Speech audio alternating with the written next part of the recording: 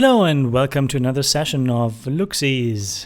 And since this is the second time I'm recording this, it will probably be a short one. So what are we looking at? We are looking at something gorgeous, which is Conway's Game of Life. And I think it's best shown if I should probably set myself up a bit better. Let's put this somewhere else.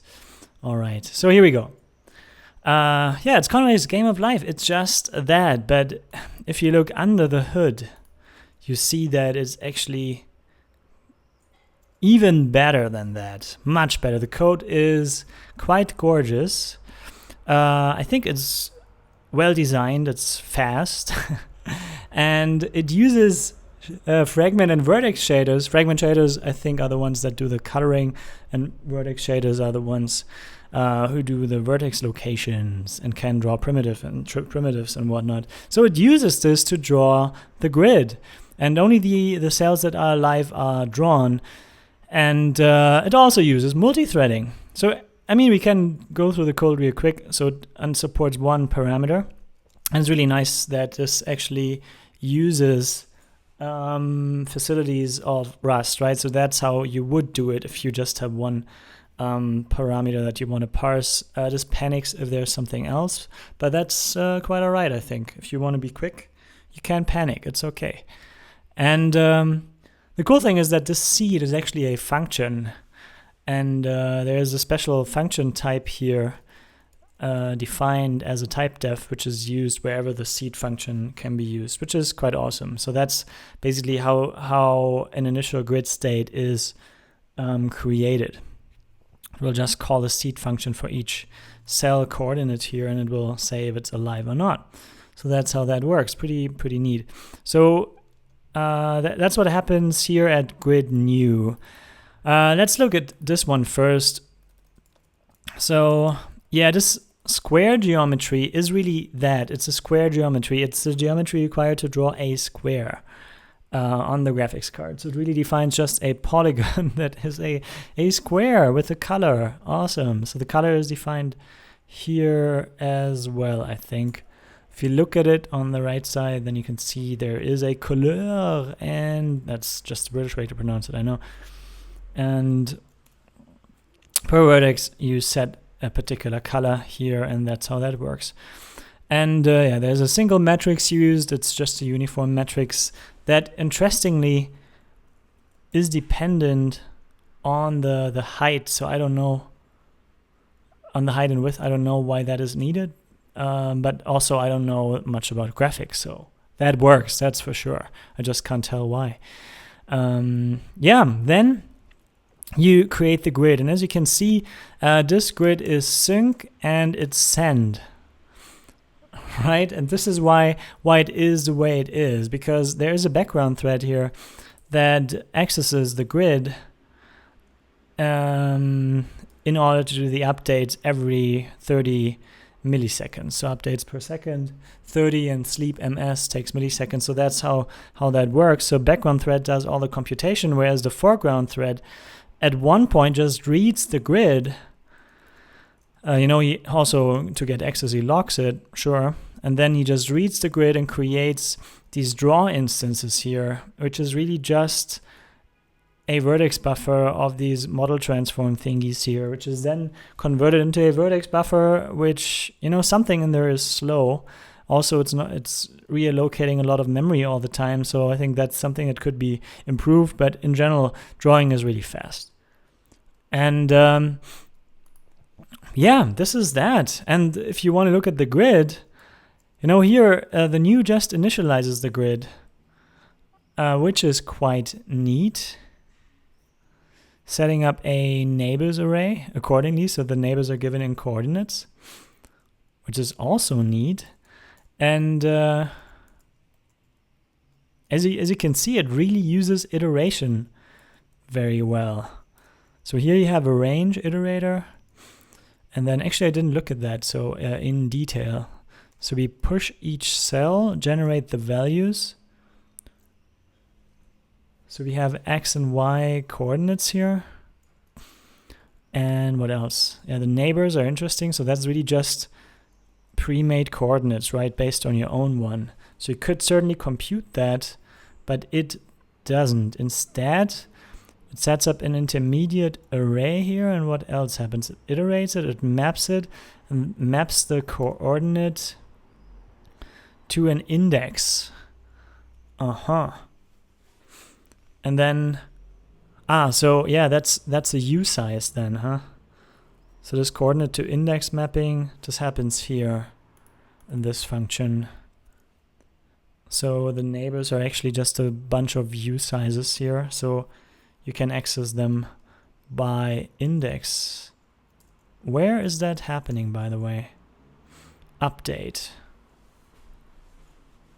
So update first gets all the alive neighbors. And here is a direct access. Look at that. I didn't see that before. I thought it would actually get around index access, but considering we know what we are doing, look at that. Every index access in Rust for me is a red flag which says, possibly slow. So if we do get unchecked here instead, what happens? Does it even work? I didn't follow the types here so very well. Get unchecked dot alive, and n is just a U size. Yeah, so basically it iterates all the neighbors and then it sees if they are alive and gets an alive neighbor count, right? And that for each cell.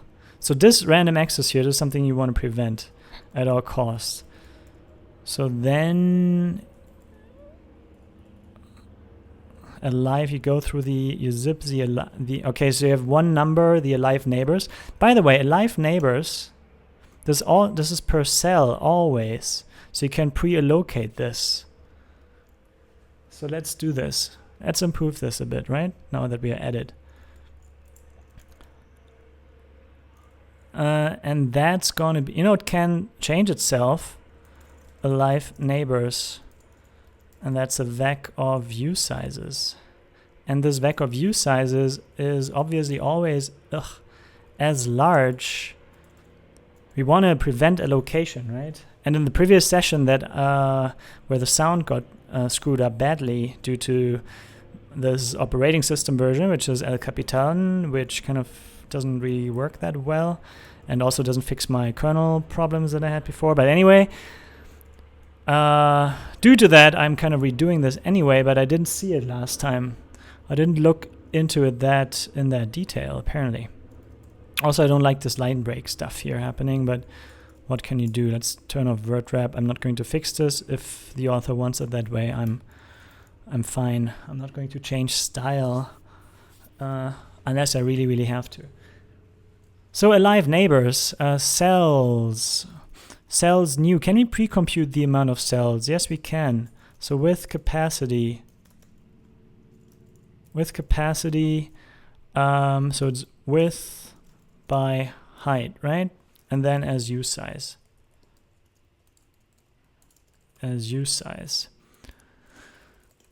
Because that's gonna be that. Then we push these things. This could even be faster because pushing always checks the boundaries of the array and checks if it has to reallocate. And we could be better than that. But anyway, that is just happening at the beginning of the program. It doesn't really matter to us. So, yeah, but it's one cell per iteration. There's nothing else. So what we can do now is to say, well, our alive neighbors array is a vec with capacity that has the same capacity as cells lang, right? So this way we can just reuse what we already have. And maybe like this. Maybe possibly. Also doesn't look too good. Ah, come on. Does that look better? Kind of. Yeah, I don't know. So let's just do it like that. So now we have a cache here and don't have to relocate the data all the time. So all we have to do is set self alive neighbors and make them and clear it. So that's kind of a worst case scenario here that we prepare for. But the good news is that now we have enough memory and we'll never relocate this. So we use more memory now, I know. But on the other hand, you know what? We could just say we don't pre-allocate this and just let it happen once, and then we just keep the memory around. That's kind of the idea here.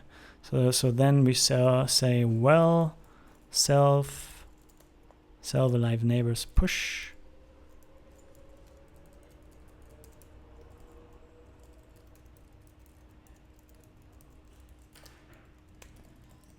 And that's actually a count of alive neighbors, right? So if you look at cell update, then it's alive neighbors. It's a count. Anyway, I also don't want to change this, even though I think this variable name could be improved a tiny bit. Yeah. Again, I think usually this looks like this. Let's do it like that. This looks a bit better, I think. All right. So now we should have far faster computation of the grid itself. And we should also be a bit faster when trying the update. So yeah, let's see if that works. Does it compile? Not quite. Oh yeah, unsafe. But that's an unsafe I'm happily making, you know. It's totally all right. No. Cannot borrow self as immutable. Self alive neighbors, because it's also borrowed as mutable, which happens here. So the problem is that the self is borrowed. So can we just take out let mut?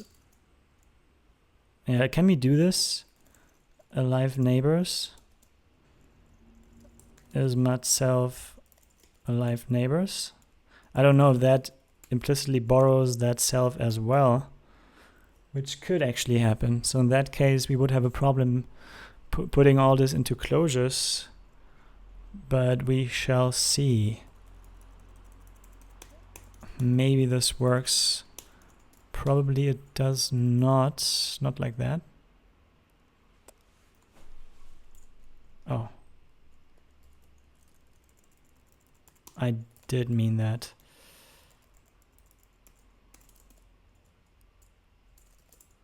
So let's see.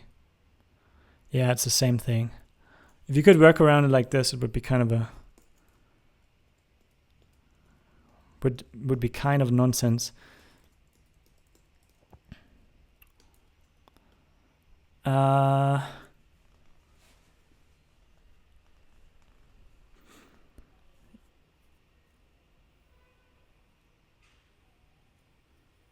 Yeah, the problem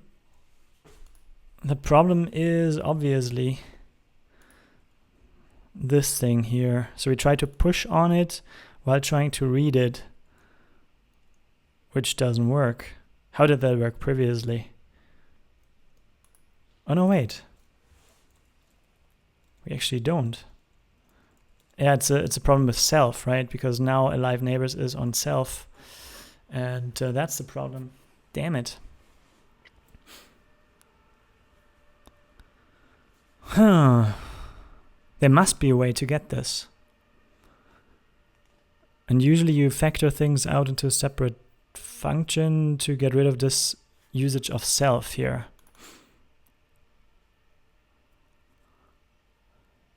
So is it possible to just assign it? I think what you want to assign here is self cells, huh? This is what you want. So let cells be self cells. But probably this doesn't work. It's the same thing. Even though self is not mentioned here anymore, it's kind of implicitly borrowed through that cells borrow here.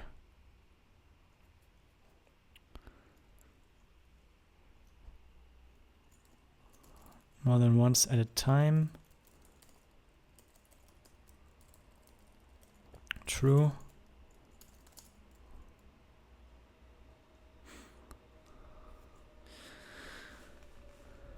As immutable because it also borrowed mutable at 37. Oh.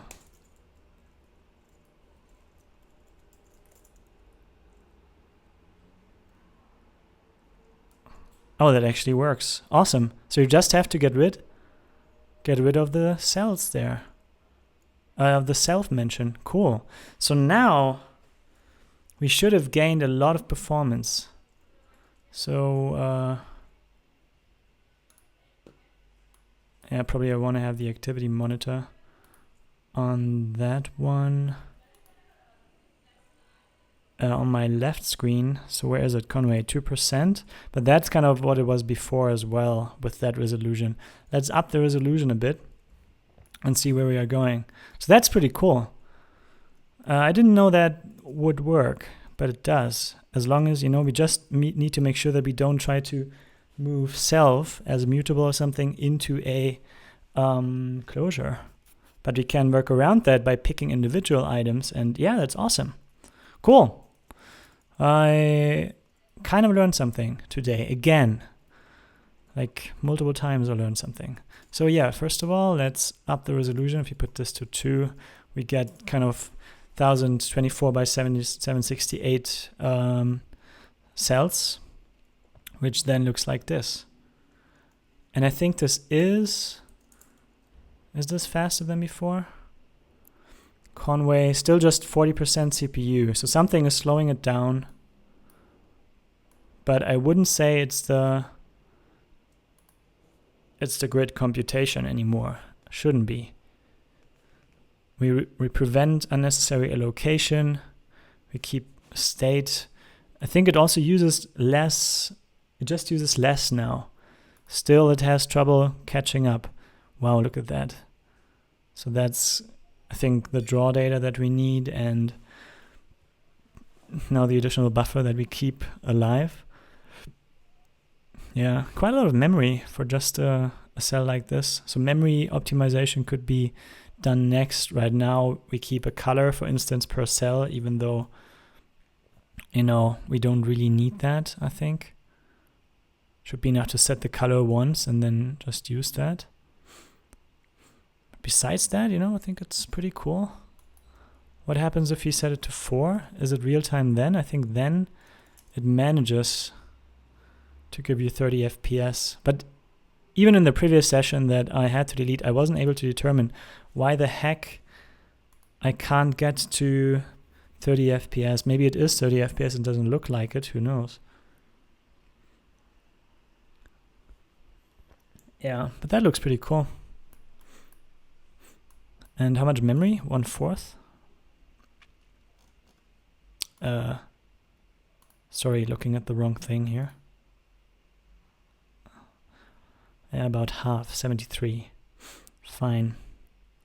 Yeah, so the unchecked X is quite important for grids, for cellular automatons, or however you want to call this. Because otherwise you waste a lot of cycles just for unnecessary bound checking that you already did, right? So use unsafe code and tell it that you know better, which is fine.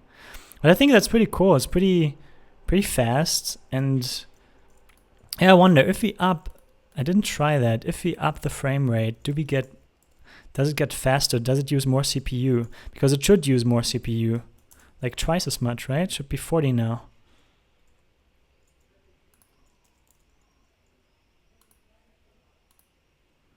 And it is, it is faster. Cool. So we have a lot of potential there. Nice. So what if we now go back to the high grid?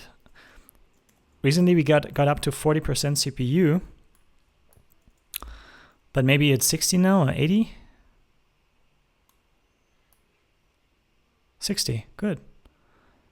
So apparently we are totally not using the power that we have.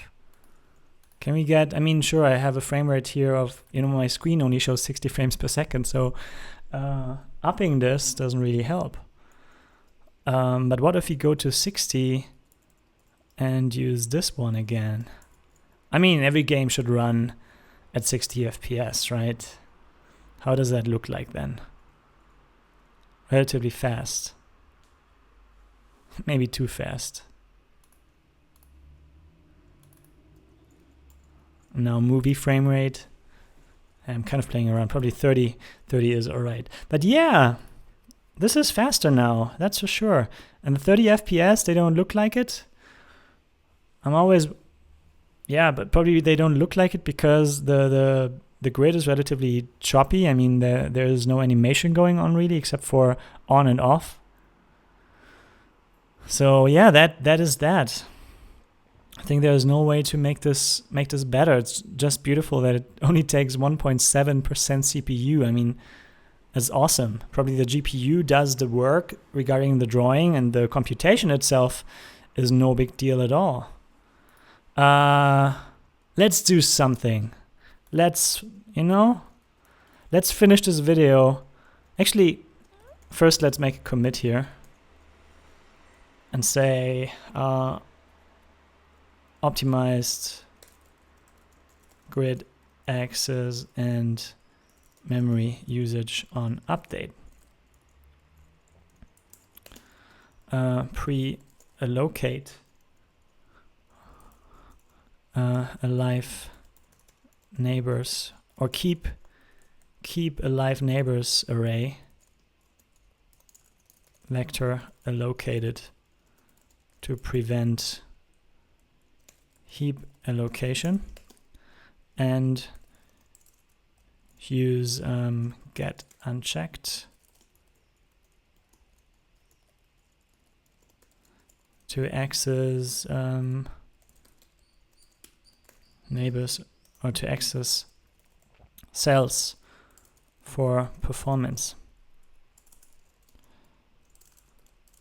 This probably got us about, well, 25% maybe additional speed or more. So that looks nice. Now let's try it. Let's see if it can do that. I want to see the CPU at 100%, which is kind of showing that the CPU now is bottlenecking. And can it do 60 updates per second at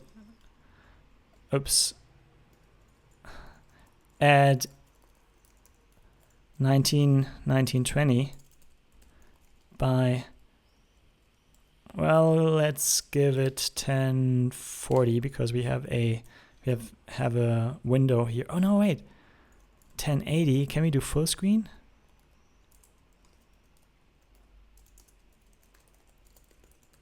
I don't know if that works. This exists for window, maybe not for display. We'll see. Nope. With full screen maybe. And if it doesn't work well, then we just go with the resolution that we wanted to set here.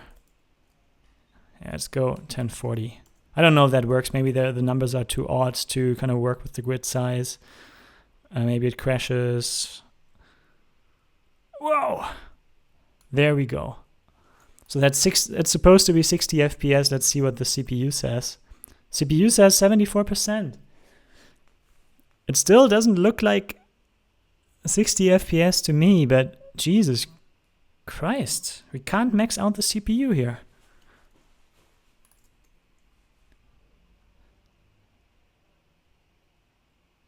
Yeah. What happens if we use oversampling? Do we do this at some point? Do we set the samples here? Can we set the samples? I don't know. Apparently not here. I have no idea about the API of this thing. So yes. So with resolution, we can't get it.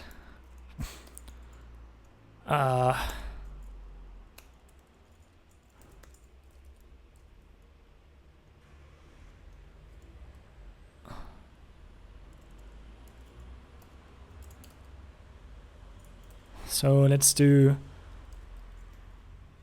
288 then. And then it actually doesn't matter. 1080 by 1.5. 1620. Let's see. So do we get the CPU to 100%? And also memory-wise, what does that mean for us? I have enough memory in this machine. I don't think we will get into trouble. Now. So this definitely is slower. This is not... You know, something slows it down, but the CPU isn't the problem here. It might be the graphics card then. 630 megabyte, well. Or maybe memory usage, I don't know. And this is still a bottleneck. Oh look, it actually made it smaller to fit, huh?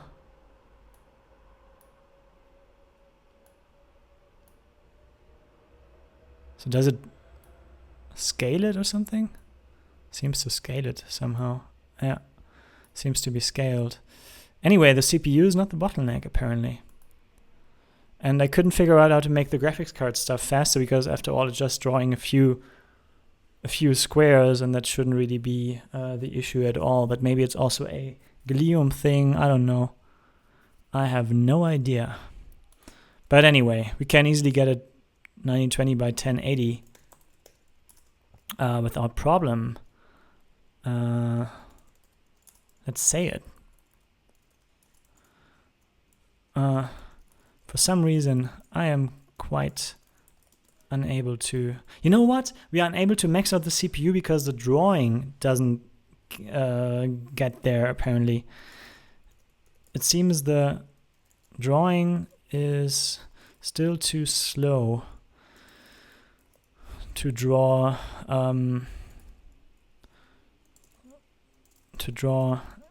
a grid of 1024 by 768, as the CPU is not maxed out here. Yeah, but I can't really monitor the CPU usage or the GPU usage, can I? Maybe I can with instruments, but I don't want to get into this now. Yeah, I'm quite happy. 30 minutes in, we improved it a bit.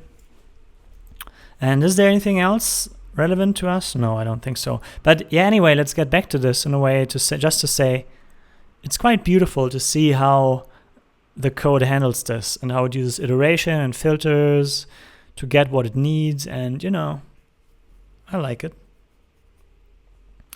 Looks good. Is concise. Is, I think, quite maintainable. And we could even go further and say, okay, either mud, self-alive neighbors, and then we zip it so we have a mutable cell so that we can update it. So there is an iterator function that is called inspect, which is just called on the item, and it's returning nothing. Which is something that you can use to just do this computation, I think. So here they just use it for debugging, but I think it would be valid to get rid of this loop. I don't know if that's something you would want to do, but maybe you do. So we could... I don't think this will change performance at all.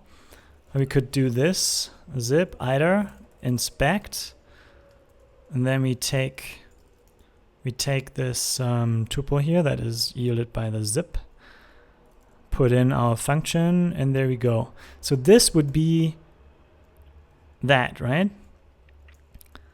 And we could do the same thing here, I think. Inspect. So we get a cell that we want to call cell. Then we do this and that. And that could be that loop, right? So we take it, we get the neighbors. I think you really, let's restructure this a little bit. Let's reformat it a little bit. just to see that we are iterating, we are filtering, and last but not least, we are counting. This line is still too long. Let's put this here and there.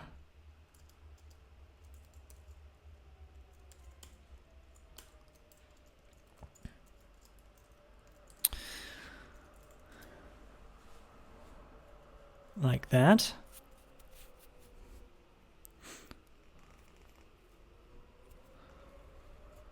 Yeah, so that's pretty cool to count, to filter this.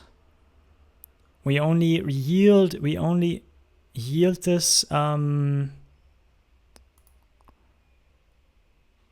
yield the neighbor if it's there, if the respective cell is alive, and then we just count the amount of alive neighbors here. That's cool. And all that within an inspect call. I wonder, is this automatically a reference for us, or do we have to state it? We will find out. Let's see. So we have undone this stuff here. Yes, we did. That doesn't work because mismatch types. So we expected a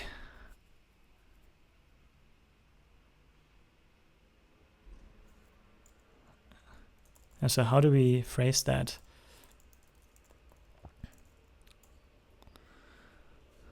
So it expected a tuple of any type, but it got a tuple borrow.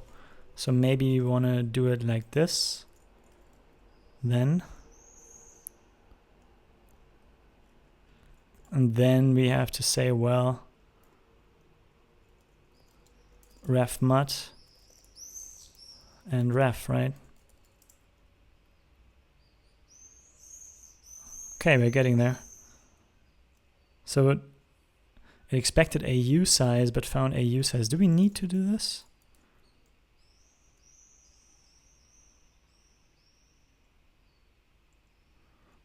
Huh, interesting. Closure requires unique access to self, but self cells is already borrowed.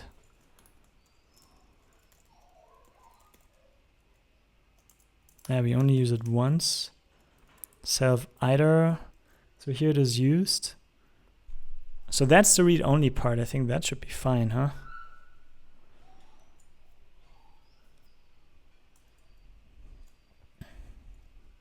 Oh, self-alive neighbors. This is where this might happen, huh? Yeah, because we now moved it into a closure. So let alive neighbors be a mut of self-alive neighbors. And then we don't have to use self in here anymore. And that should be better for him.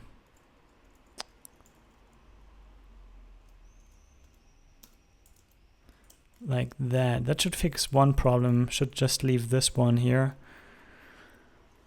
And yeah, I forgot the except type. So we get a borrow of a mutable cell. And a borrow of this thing here, yeah. So, item at zip self alive neighbor. Oh yeah, sure. We don't want to access self here. Let's check all the self usages. Good. So we basically destructure self to get only what we need. And now, can I borrow a mutable anonymous field as mutable? Okay. But this should be mutable. And it's also not anonymous. But let's get back to this one, because then we should see the original error. Can I move out of borrowed content?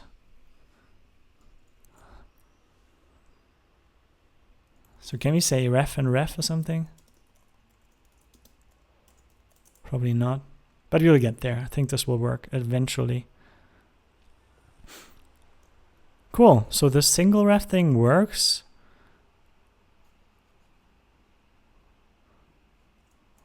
But this is a bit, can I say that this is a mut cell and this is a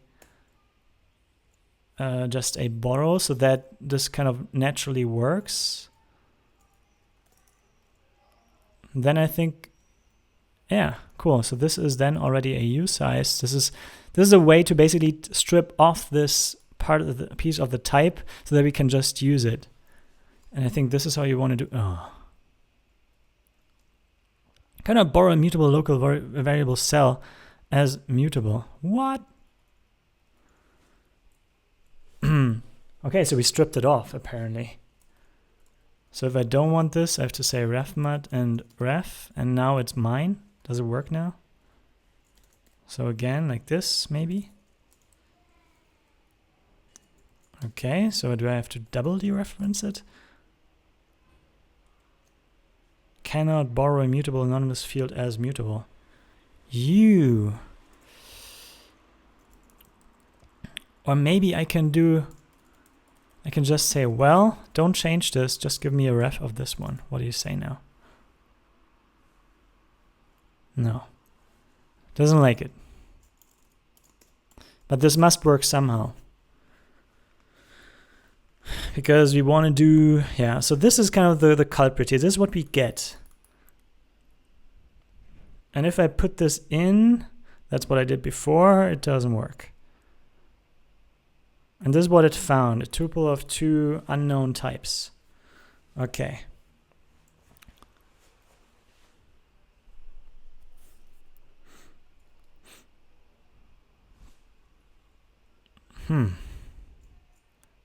How would I do that? I could obviously keep the, I tried to destructure this tuple here. Which apparently is the thing that I can't get to work. So ref I can't use here. I can use this, but this causes trouble along the road. We tried that. I'm kind of repeating myself here. Well, whatever. This won't work anyway. So now we get the cannot move out of borrowed content thing. To prevent the move, use ref cell or ref mat cell to capture value by reference. Yes, this is what we then did. Ref mat, and then cannot borrow a mutable anonymous field as mutable.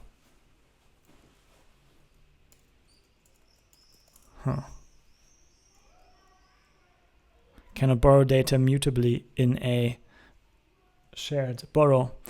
Yeah. Maybe ref mat, but that is probably incorrect syntax, huh? Yeah, totally. So I don't know. That's weird. How can this work?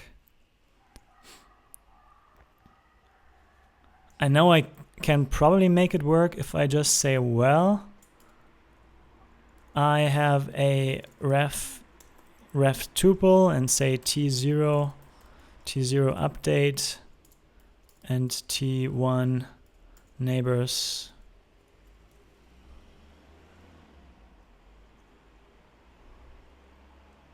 Attempted access of field cell alive neighbors on type use size. Oh yeah. Like this. And then we have to deref it, and then it should work. Ah.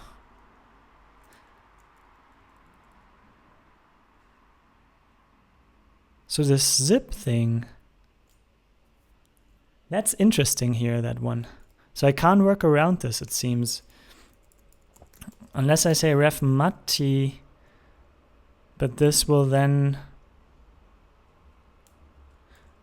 kill me as well.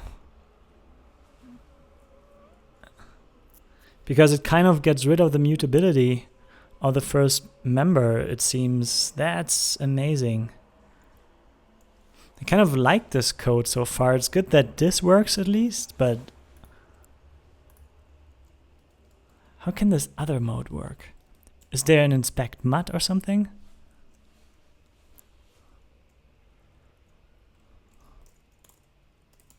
No. Or a zip mut? No. I don't understand it.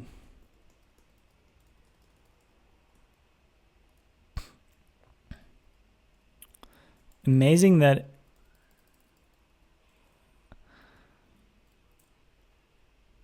maybe we want to ref mud like this. Does this work? And like that?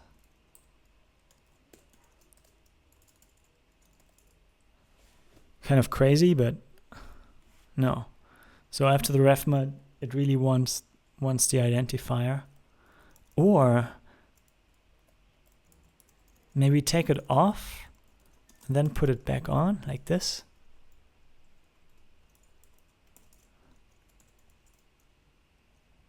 No, wait. Oh, actually, cool. So that is valid syntax. So maybe that's the solution. We are maybe closing into the solution. So so this is a borrow, and I wanna, maybe I wanna ref it.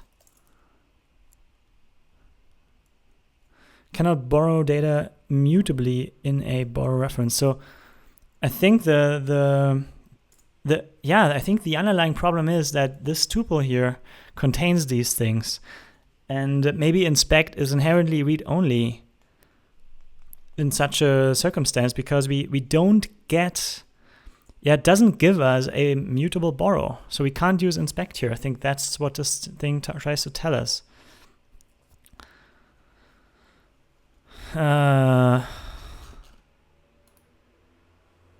If we have a drain or something that consumes it, then we can do it.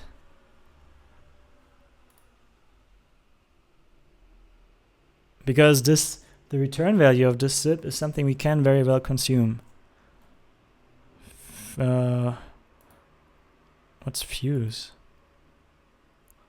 No. There must be something. Partition, fold. I think fold is something like, it can generate a single value by iterating over the iterables through using a window of some kind. Right? Produces one value. Yeah, like an accumulator. That's how that works. Yeah, not for us.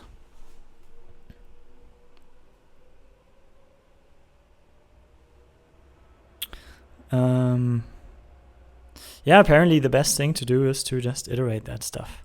Fine. Makes sense. Let me do it. I mean, this gets more complicated here, and let's just do it the way it was intended. So that's something we cannot improve, unfortunately. Well, lesson learned. Inspect is for read-only stuff, and only for read-only stuff. Okay. For this, in that. So that should work now, right? Cell live neighbors. Yeah.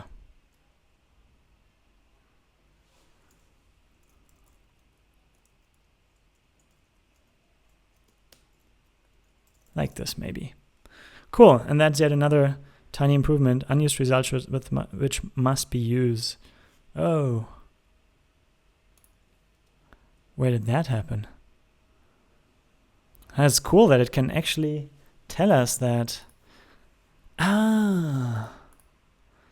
True, now we have an iterator here that we want to consume somehow. And I think I've been there. Inspect is not suitable for changing anything. Because now we have to do something like count, which does something that we are not interested in. So long story short, I don't think this can be improved except for, changing the word wrap a bit. But yeah, that's how it is. If you want to consume stuff, do it like that, use a for loop, and you're done. Awesome. So that brought up my time like 15 minutes. By 15 minutes, sad, but yeah, that's how it is. Is there anything that we changed? No. Anything to push? Actually, not yet. Let's prepare a quick PR for this. Set it up. Git remote, add mine. There we go. And now I can quickly push this, set up stream if you like. And now we can create a PR.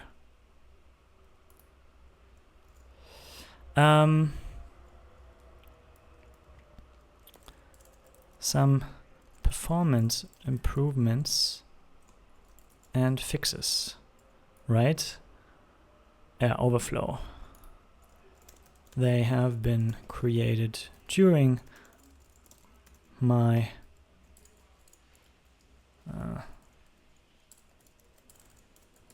let's look at session and might be useful to you. Please have a look. Cheers. That is that. So thanks for watching and have a good day.